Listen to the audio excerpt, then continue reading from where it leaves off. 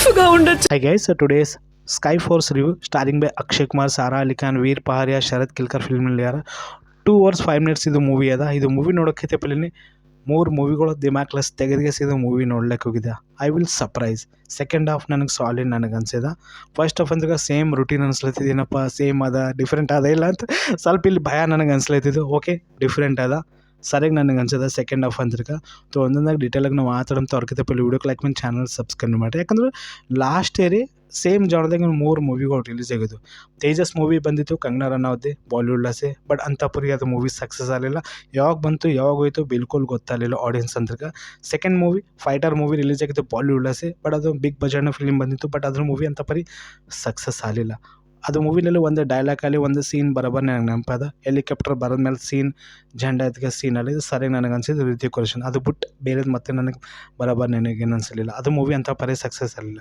ತೆಲುಗು ಇಂಡಸ್ಟ್ರಿಲಿ ಸಹ ವರುಣ್ ತೇಜ್ ಅವ್ರದ್ದೇ operation Valentine movie ಬಂದಿತ್ತು ಮುಟ್ಟ ಕಡಿಮೆ ಬಜೆಟ್ನಾಗ. ಬಟ್ ಅದನ್ನು ಮೂವಿ ಅಂಥ ಪರಿ ಸಕ್ಸಸ್ ಆಗಲಿಲ್ಲ. ತೆಲುಗು ಇಂಡಸ್ಟ್ರಿಲಿ ಸಹ ಒಂದು ಏರಿಯಲ್ ಮೂವಿ ಬಂದಿತ್ತು, first movie.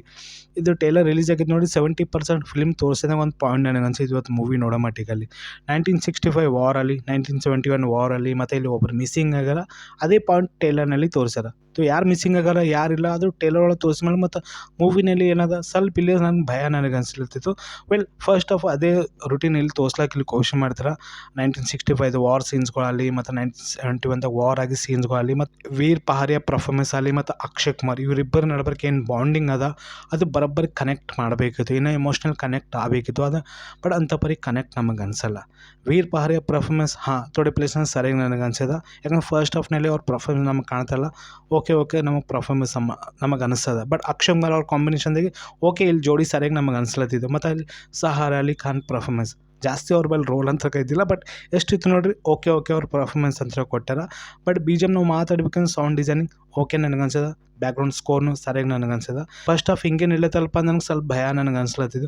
Second half movie start ಆಗ್ತದೆ ನೋಡಿರಿ, 1971 ವಾರ್ ಆಗ್ತದೆ ನೋಡಿರಿ.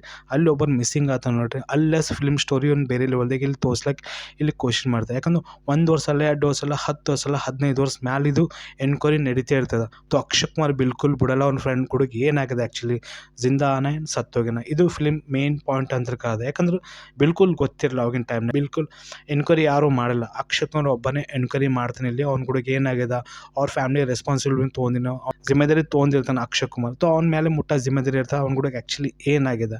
ಸೊ ಬಾಂಡಿಂಗ್ ಕ್ರಿಯೇಟ್ ಆಗಬೇಕಿತ್ತು, ಅದು ಇಮೋಷ್ನಲ್ ಇಲ್ಲ ಕನೆಕ್ಟ್ ಮಾಡಬೇಕಿತ್ತು. ಬಟ್ ಸೆಕೆಂಡ್ ಹಾಫ್ ಹೇಳ್ತೀನಲ್ಲ ಬಸ್ literal Akshay Kumar is come back ಮಾಡ್ಯಾರ. ನಾ ಅಲ್ಲತ್ತಿನಲ್ಲ ಅಕ್ಷಯ್ ಕುಮಾರ್ ಒಳಗೆ ಏನೋ ಮಿಸ್ಸಿಂಗ್ ಆಗ್ಯದ. ಅವ್ರ ಫೇಸ್ನಲ್ಲಿ ಅದು ಗ್ಲೋ ಕಾಣಲಾಗ್ಯದ, ಅದು ಮ್ಯಾಜಿಕ್ ಕಾಣಲಾಗ್ಯದ. ಬಟ್ ಇದು ಫಿಲ್ಮ್ನಲ್ಲಿ ಸೆಕೆಂಡ್ ಹಾಫ್ನಲ್ಲಿ ಅವ್ರ ಮ್ಯಾಜಿಕ್ನೂ ವಾಪಸ್ ಬಂದದ. ಅದು ಕಣ್ಣಾಗ ಅದು ಹಸುನು ಕಾಣ್ಲತ್ತಿಂದ ನನಗೆ ಆ್ಯಕ್ಟಿಂಗ್ದು. ಸೊ ಆ್ಯಕ್ಟಿಂಗ್ ಸಾಲಿಡ್ ನನಗೆ ಅನ್ಸದ. ಫೈನಲಿ ಆ 19 ವರ್ಷ ಹುಡುಕಾಡ್ತಾನೆ ಅವ್ನ ಸಲಕ್ಕೆ ಏನಾಗಿದೆ ಏನಿಲ್ಲ.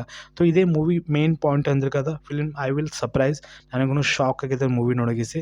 ಸೆಕೆಂಡ್ ಹಾಫ್ ನನಗೆ ಸಾಲಿಡ್ ನನಗೆ ಅನ್ಸಿದೆ. ಈಗ ಏನಾಗ್ತದ ಸಿಗುತ್ತಾನ ಸಿಗಲ್ಲ, ಇದೇ ಫಿಲ್ಮ್ ಸ್ಟೋರಿ ಅಂತ ಕದ. ಬಟ್ ಶರತ್ ಕಿಲ್ಕರ್ ನಾವು ಮಾತಾಡುವಾಗ ಐ ವಿಲ್ ಸರ್ಪ್ರೈಸ್. ನಾ ಶಾಕ್ ಆಗಿದೆ, ಏನಪ್ಪ ಅಪೋಸಿಟ್ ರೋಲ್ನಾಗ ಇಲ್ಲ ಯಾರ ಅಂತ ನನಗೆ ಅನ್ಸಿದೆ. ವೆಲ್ ಥೋಡೆ ಪ್ಲೇಸ್ನ ನಾವು ಮಾತಾಡ್ಬೇಕಂದ್ರೆ 1971 ವಾರ್ ಆಗೈತೆ ಸೀನ್ ಅದು ನೋಡ್ರಿ. ಇಲ್ಲಿ ಶರತ್ ಕಿಲ್ಕರ್ಗೆ ಹಿಡ್ಕತ್ತಾರೆ ಮತ್ತು ಪಾಕಿಸ್ತಾನಕ್ಕೆ ಅವ್ನಿಗೆ ಬಿಟ್ಬಿಡ್ತಾರೆ. ಮತ್ತು ಇಲ್ಲಿ ಅಕ್ಷಯ್ ಕುಮಾರ್ ಒಂದು ತೊಡಿದೆ ವರ್ಷ ಆದಮೇಲೆ ಪಾಕಿಸ್ತಾನಕ್ಕೆ ಹೋತಾನೆ.